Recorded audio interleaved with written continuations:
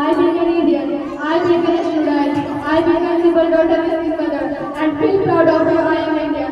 मेरा देश महान था, महान है, महान रहेगा, होगा सबके दिलों में एक दिन बुलंद। तो अपनी जान के दुश्मन को अपनी जान कहते हैं, मोहब्बत की बेटी को हिंदुस्तान कहते हैं, हिंदुस्तान कहते हैं। जो दुनिया में सुनाई दे उसे कहते हैं खामोशी, जो आंखों में दिखाई दे उसे तूफान कहते हैं। ये जो दीवार का शरार है शाह, ये जो दीवार का शरार है चाइना, अमेरिका, पाकिस्तान, साजिशों का हिस्सा थे, अपने घर का रोशनदान कहते हैं, अपने घर का रोशनदान कहते हैं।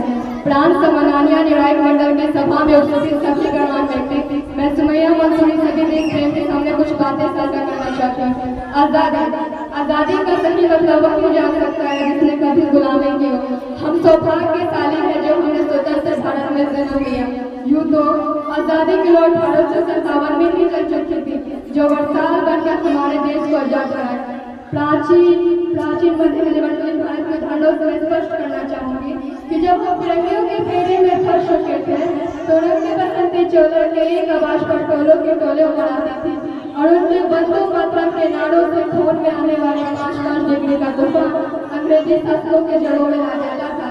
लोग मर जाते थे, गिर जाते थे, फांसी चढ़ जाते थे, तो वो भी देशभक्ति अपना साबित कर रहे होते थे क्योंकि उस वक्त की कसौटी थी। और उसके बाद 62-65 के युद्धों में सुहाग गवा देने वाले और जब घर का हालात खराब हो जाया करता था कि प्यार भी भटूर गया, मान का सिंदूर गया, नन्ही नौनिहालों की लंगोटियां चली गई, छोटी छोटी बेटियों की चोटियां चली गई, बाप की कमाई गई, भाई की पढ़ाई गई, ऐसे एक्सपोर्ट हुआ पता ही नहीं चला, पूरे जिससे किसी कई सारी बेटियां चली गई। और आप चलिए तो एक आदमी मारा है साहब, किंतु मेरे घर की तो रोटियां चली गई, मेरे घर की तो रोटियां चली गई। बोले हालात पैदा हो जाने के बावजूद भी एक माँ अपने बेटे को दुश्मनों की चीजें उड़ाने भेज देती थी और खत लिखा करके भेजा करते थे कि माँ ने लिखा है खतरी चाव से कि पुत्र मेरे न घबरा जाना, 1 इंच भी पीछे न हटना, चाहे इंच कर जाना, चाहे इंच कर जाना। इस तरह पूरा परिवार देशभक्ति साबित कर रहा होता था। पहले देश लड़ जाने को कहता था, तब देश मर जाने मिट जाने को फांसी चढ़ाने को कहता था, किंतु आज देश लड़ जाने को नहीं कहता, आज देश लड़ जाने को नहीं कहता, बल्कि मेरे विचारों से यदि कोई व्यक्ति अपना काम पूरे लगन, पूरी मेहनत, पूरी ईमानदारी से करे ना तो ही बहुत बड़ा देशभक्ति है। मैंने जो मानती व्हाट्सएप और फेसबुक की ड्यूटी को तक में रहना ही देशभक्ति है। यदि आप साल में कहेंगे कि लोअर हाथ में तिरंगा ले लेने से देशभक्ति है तो मैं पूछना चाहूंगी, फुटपाथ में रहने वाला बच्चा ट्रैफिक के छांव में लगे छांव में तिरंगा बेच रहा होता है तो क्या उसकी देशभक्ति है? उसकी देशभक्ति नहीं, उसकी पेट की शक्ति जो ऐसा करने के लिए मजबूर कर देता है। क्योंकि ना हम मस्जिद को जानते हैं, ना इबालों को जानते हैं, ना हम मस्जिद को जानते हैं, ना इबालों को जानते हैं। जब पेट के भूखे होते हैं ना वो सिर्फ भोजन के निवालों को जानते हैं, भोजन के निवाले को जानते हैं।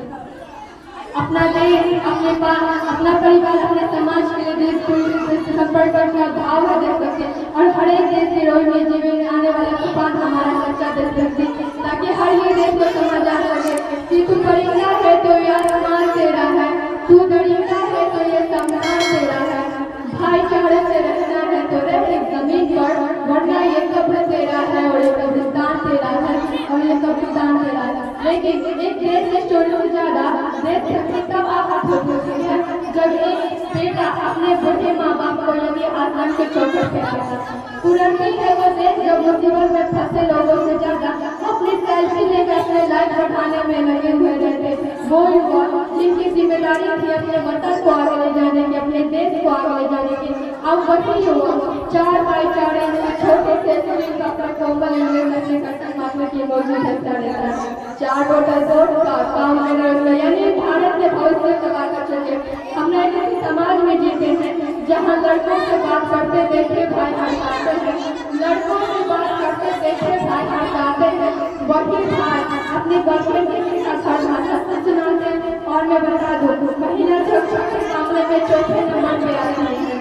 हम लोग ऐसे समाज में जीते हैं जहाँ पत्थर की जरूरत को लगता है छप्पन को, भूखे लड़के तरफ से सो जाता है लोग, भूखे लड़के तरफ से तो जाते हैं लोग। मजदूर को मजदूर समझिए, मजबूर नहीं। गरीब को काम दीजिए, दान देंगे।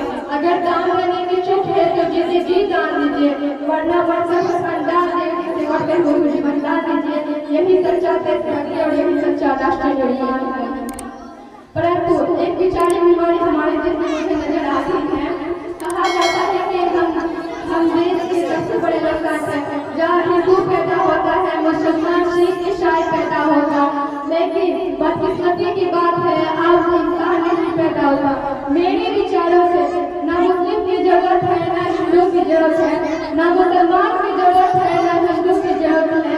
राष्ट्र निर्माण में केवल एक अच्छे इंसान की जरूरत है, एक अच्छे इंसान की जरूरत है। न सरकार मेरी है, न रब मेरा है, न सरकार मेरी है, न ये रब मेरा है, न ये बड़ा सा नाम मेरा है।